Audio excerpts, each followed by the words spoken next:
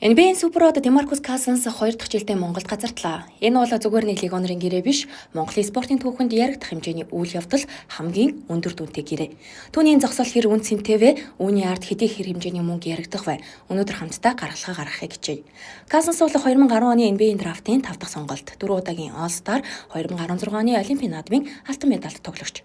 Sacramento Kings-ээс эхэлсэн түүний NBA-ийн 12 жилийн замналт Golden State Warriors, Lakers, Clippers, Denver Nuggets зэрэг аваргын төлөө өрсөлдөгч томоохон багууд бий.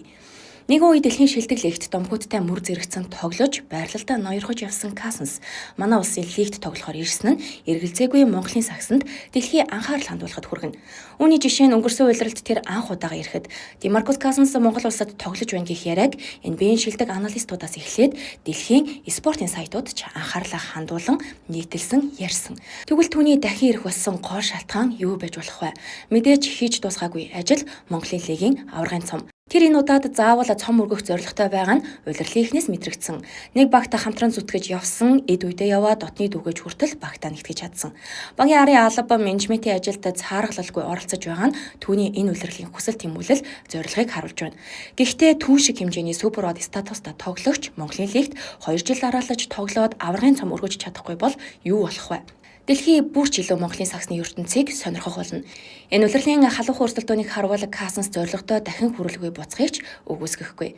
Харин одоо түүний Монгол дахь цалин хэд байх боломжтой талаар ярилцъя. Касанс Монголд ирэхээс өмнө медиа ертөнцид шилжиж, NBA-ийн тухайн анализ хийдэг Runit Back нэвтрүүлгийн хамтран хөтлөгчөөр ажиллаж эхэлсэн. Тэгвэл энэ ажлаа орхиод Монголд ирэхэд хэдэн төгрөг шаардлагатай байж болох вэ? Бяцхан тооцоолол хий.